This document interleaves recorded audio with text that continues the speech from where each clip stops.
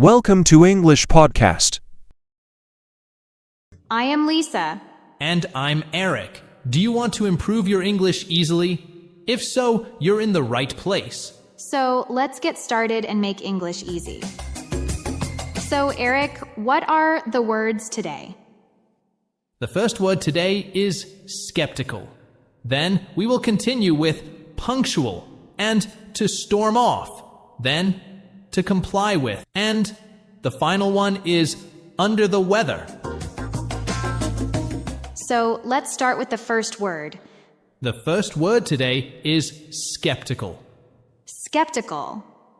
Skeptical is an adjective. It means not easily believing something. If you are skeptical, it means you have doubts, or you are not sure that something is true. For example, if someone tells you a story that sounds strange, you might feel skeptical about it. That's right. When someone is skeptical, they don't easily believe what they hear or see. Let's give some examples. This is the first one. Anna was skeptical about the new diet plan. It means that Anna wasn't sure if it would work or not. Exactly. Now, I'll give another example. Tom was skeptical when his friend said he could fly a plane.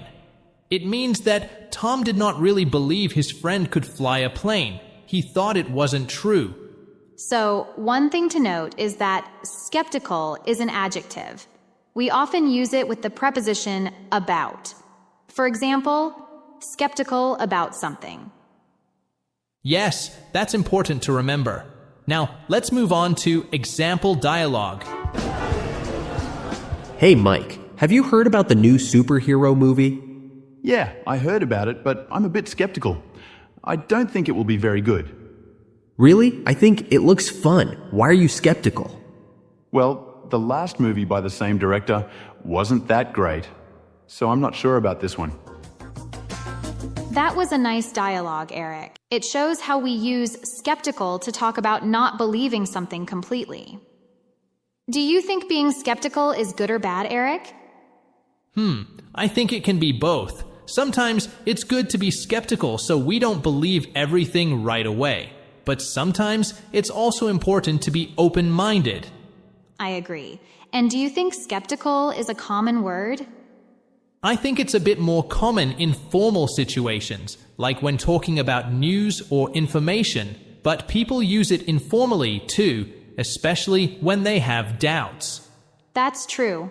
I think it's a useful word for everyone to know. It helps us express when we are not sure about something. Absolutely, Lisa. So I think we have explained skeptical pretty well. Let's move on to the next word. The next word is punctual. Punctual. Punctual is an adjective, which means being on time. If you are punctual, it means you arrive at the correct time, not late. For example, if your class starts at 9 o'clock and you are there at 9, you are punctual. Right, Eric. Let's look at some examples. The example sentence is, John is always punctual for work. It means that John is never late for work. He always arrives on time every day. Exactly. Now it's my turn. The bus driver is very punctual and always leaves at 8 a.m. It means that the bus driver always starts the bus at 8 a.m., not before or after. He leaves right on time. Now, let's move on to our sample dialogue about the usage of punctual. Hey Tom, are you coming to Sarah's party tonight? Yes, of course. I will be there at 7 p.m. I'm always punctual, you know. Ha, yes, you are. Sarah will be happy if everyone is punctual tonight. That was a nice dialogue, right? It shows how being punctual can be important, even for social events like parties. Absolutely, Eric. Now, let's have a little chat about the word punctual. Eric, do you think being punctual is important? Oh, definitely, Lisa. I think being punctual shows respect for other people's time. If you are late, it can make other people wait, and that's not very nice. I agree. And do you think punctual is a formal word? Not really. I think it's a word we use in both formal and informal situations. You can say it when talking to friends or even in a meeting at work. Yes, exactly. It's a useful word. And I think it's good to be punctual, not only for work but also for friends and family. It makes everyone happier. Absolutely. So, everyone listening, try to be punctual. It's a simple way to make a good impression. Well said, Eric. That's all for today's word, punctual. We hope you found it helpful and learned something new today. Let's move on to our next word. All right, Lisa. The next phrase we have is comply with. Comply with is a phrasal verb, and it means to follow rules or instructions. When you comply with something, you do what you have to do according to a rule, request, or law. It's like following something that you have to do. Eric, could you give us an example? Of course. Here's the first example sentence. All employees must comply with the company's safety rules. It means that all employees must follow the company's safety rules to keep everyone safe. Good example, Eric. Here's another one. Drivers must comply with traffic laws to avoid accidents. This means that drivers need to follow the rules of the road. If they don't, they could cause accidents. Exactly. And a quick grammar tip. Comply is usually followed by with. You can't just say, comply the rules. You need to say, comply with the rules. Right. Now let's move on to a short dialogue to show how comply with can be used in a conversation. Did you hear about the new regulations at work? Yeah, we have to comply with them, even if they seem a bit strict. I know, but I think they help keep everyone safe, so it's important. You're right. It's better to comply with the rules than to take risks. It was good dialogue. Lisa, have you ever had to comply with a lot of new rules? Good question, Eric. It reminds me of when I started my first job. They had a lot of safety rules, and I made sure to follow them all. It was overwhelming at first, but I knew it was for everyone's safety. That's a good point, Lisa. I remember when my school introduced new rules about using mobile phones, and we all had to comply with them. It wasn't easy, but it helped us focus more on our studies. These examples show how comply with is used in everyday life. Eric, do you think comply with is formal or informal? I think it's more on the formal side. You would hear it in workplaces, legal situations, or official instructions. In everyday casual conversations, people might just say follow or obey. Exactly. And listeners, remember, comply with is often used when talking about rules, laws, or guidelines. It's a useful phrase to know, especially in formal situations. Absolutely. So, remember, everyone, complying with the rules is important, especially when it's about keeping people safe. Well said, Eric. Well, that's it for comply with. Let's move on to our next phrase. All right, the next word is storm off. Storm off.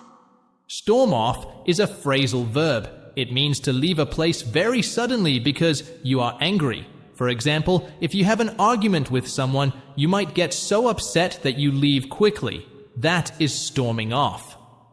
That's right, Eric. Let's look at some examples. I'll start with the first one. After the argument, Sarah stormed off and didn't come back. It means that Sarah left quickly because she was very angry. She did not want to stay after the argument. Now, here's another example. The manager stormed off the meeting when the team disagreed with him.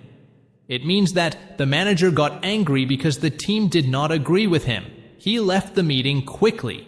One important thing to remember is that storm off is usually used when talking about someone leaving because of anger. Yes, that's a good point, Lisa. Now, let's practice using storm off in a short dialogue. Hey, Jack, did you see what happened at the office today? Yes, I did. The boss stormed off when the new project idea was rejected. I know. I couldn't believe it. He just stormed off without saying anything else. That was a good dialogue, Lisa. It shows how storm off can be used when someone leaves because they are upset or angry. Exactly, Eric. Do you think this phrase is common? I think it's quite common, but mostly in informal situations. You wouldn't use it in a formal report or in a business email. Yes, definitely. It's more of a casual phrase that we use with friends or in stories. And do you think it's good to storm off when we're angry? Probably not. It's better to stay calm and talk things through. But sometimes people get really upset and they storm off without thinking. True, that happens. But it's always better to try and solve the problem calmly, if we can. And that's all for today's word, storm off. We hope you found it helpful. Okay, well, what is the last word of today, Eric? The last word of today is under the weather. Under the weather.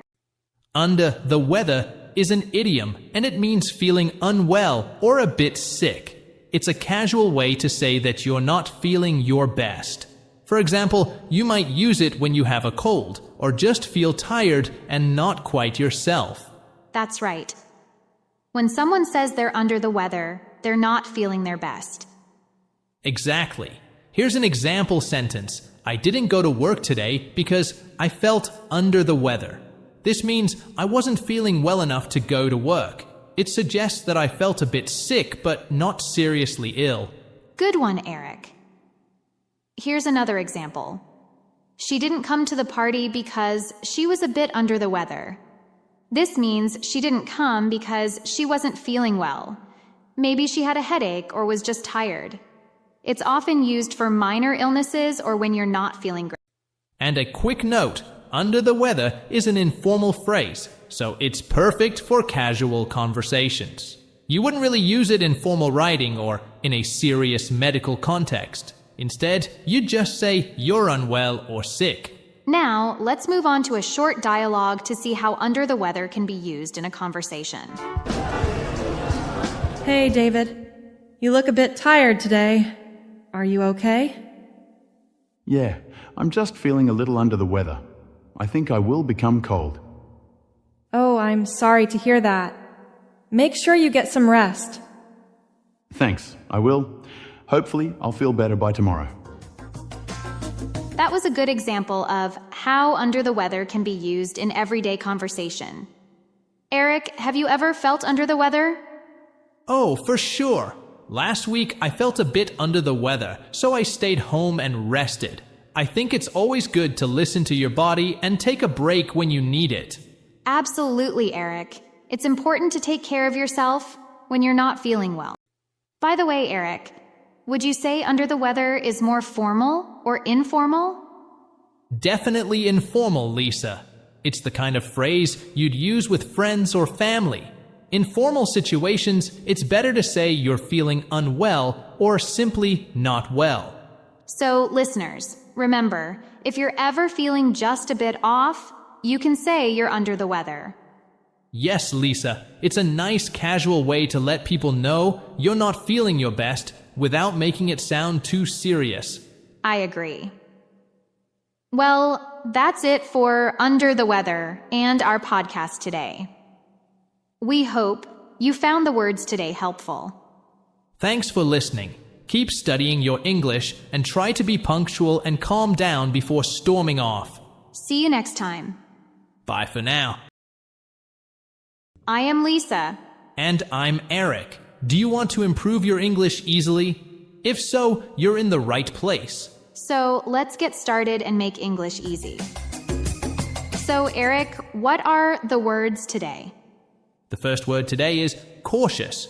Then we will continue with to tend and to consider. Then to run out of something. And the final one is in the nick of time. Let's start with the first word, Eric. Today's first word is cautious. Cautious.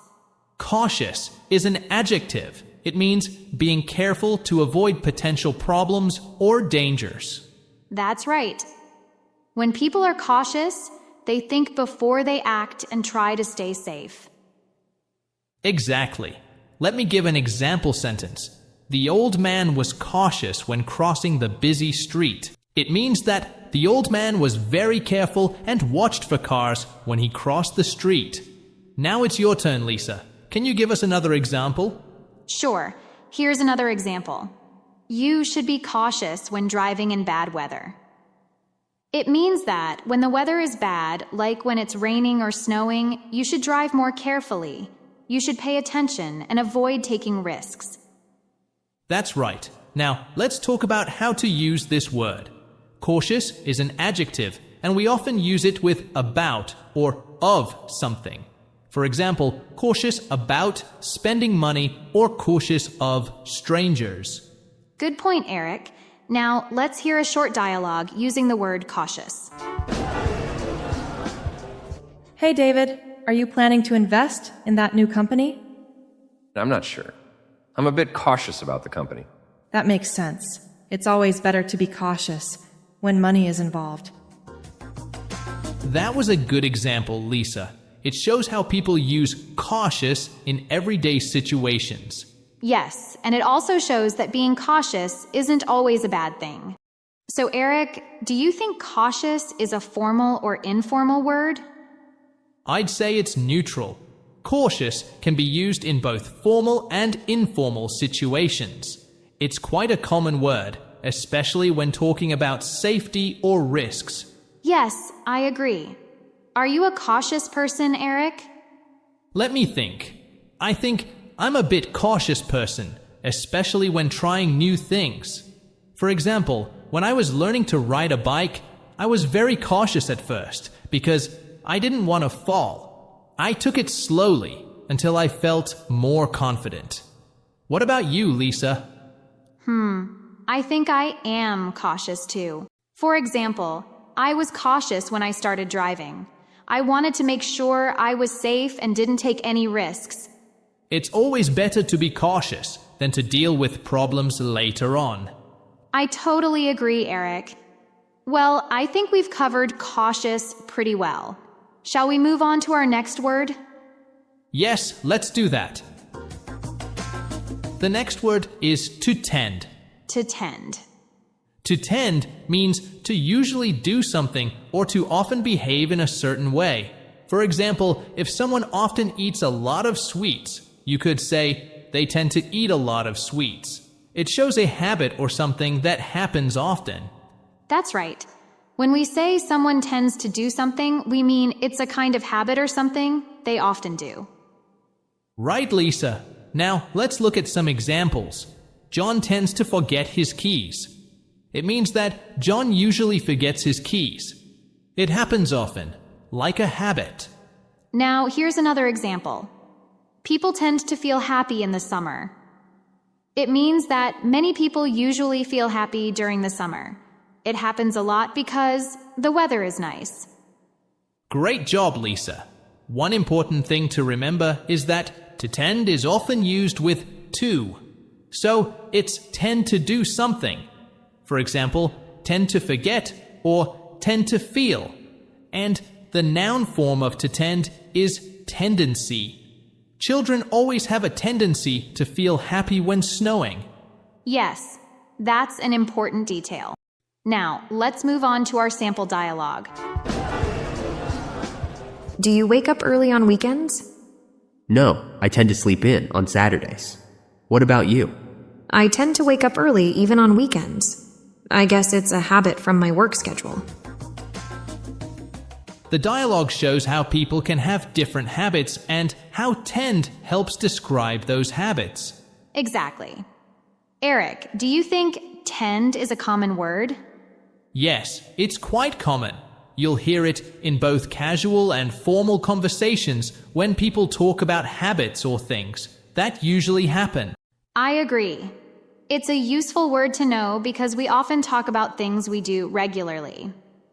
By the way, Eric, do you tend to do anything specific in general? I tend to take a short walk when I need to think. It helps clear my mind and gives me some fresh air.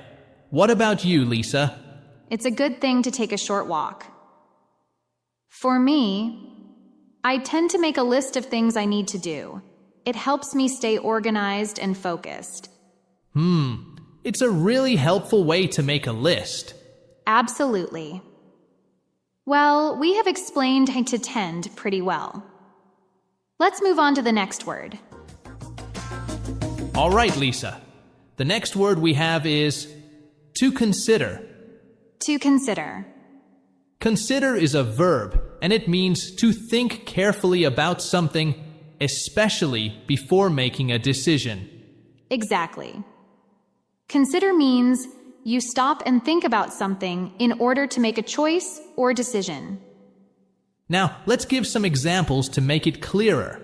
Here's the first one. I need to consider all my options before I decide which job to take. It means that I need to think carefully about all the choices I have before making a decision. Great example, Eric. Let me give another one. She is considering going back to school next year. It means she is thinking about the possibility of returning to school, but she hasn't decided yet. Now, let's talk about a quick grammar tip. Consider is usually followed by a noun or a verb in the ing form. For example, consider taking, consider going, or consider the possibility.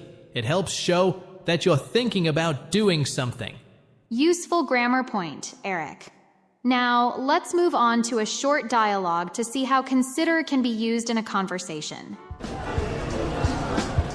Hey David, are you still thinking about moving to a new city? Yeah, I'm considering it, but I haven't made up my mind yet. There's a lot to think about. I understand. It's a big decision and you need to consider everything carefully. Exactly. I don't want to rush into it. That was a good example of how consider can be used to describe taking time to think about something. Eric, have you considered something important recently? Oh, definitely. I remember deciding if I should get a pet. I considered a lot whether I had enough time to care for it. It was a big choice, but I adopted a cat, and it was the best decision I made. That sounds great. I like cats a lot. Eric, do you think consider is a formal and commonly used word? Consider is very common, and you can use it in both formal and informal situations. You'll hear it in everyday conversations as well as in more professional or formal contexts. It's a versatile word that fits well in many different situations. So, listeners, remember, consider is a word that helps express careful thinking before making decisions. It's common in both formal and informal situations. Good summary, Lisa. Thank you, Eric. Okay, now let's move on to our next word. All right, the next phrase we have is run out of something. Run out of something. Run out of something is a phrasal verb. It means to use all of something so that there's none left. It's often used to talk about running out of things, like food, time, or money. Exactly, Eric. People use it a lot. When they need to explain that, they no longer have something. Yes, Lisa. It means you have no more of that thing left. Now, let's look at a couple of examples to make it clearer.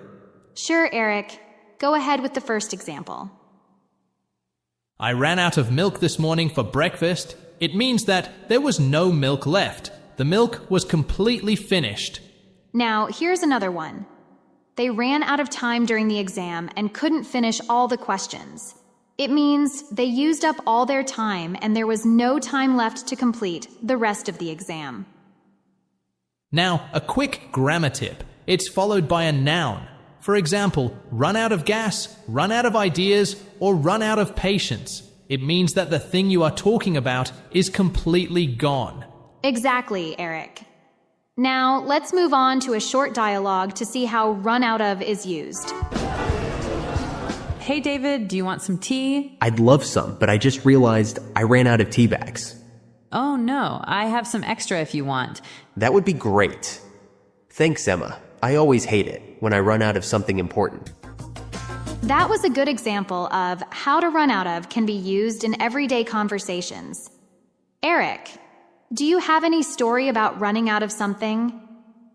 Oh, yes. I remember when I was on a road trip and I almost ran out of gas. It was really stressful because I had to find a gas station quickly. Luckily, I found one just in time. That sounds stressful, Eric. I've had a similar experience where I ran out of printer ink right before an important deadline. I had to rush to the store to buy more. It's never fun to run out of something when you really need it. Absolutely, Lisa. So, listeners, remember, run out of something is an informal phrase that you'll hear a lot in casual conversations.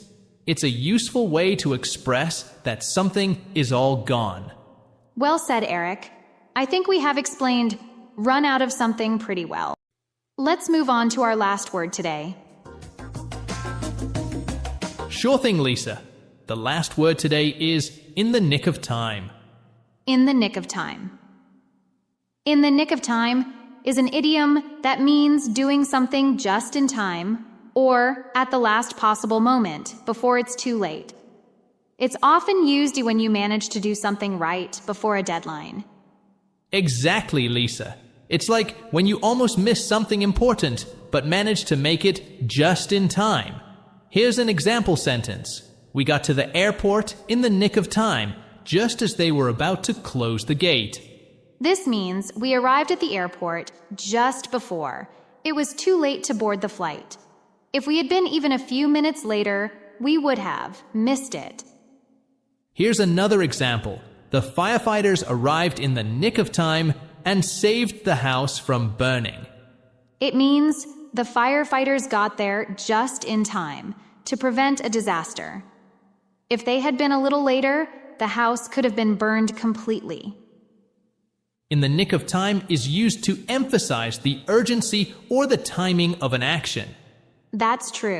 Now let's show how, in the nick of time, it can be used naturally. Did you hear about the traffic this morning? Yeah, I got to the office in the nick of time. The roads were so busy.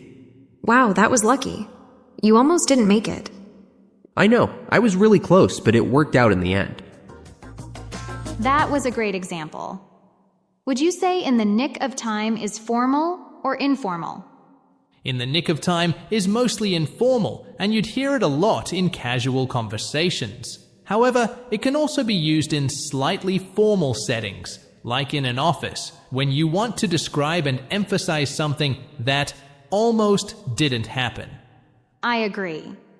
Eric, do you have any experiences where you did something in the nick of time recently?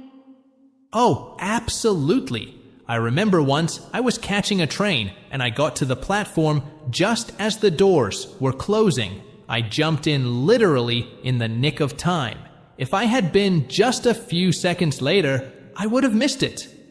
That's a perfect example, Eric. Definitely. So, if you ever manage to do something just before the last moment, you can say you did it in the nick of time. Well, I think we've reached the end of our podcast. We hope you found this helpful. Thanks for listening. Keep studying your English and don't forget to consider before making big decisions. See you next time. Bye.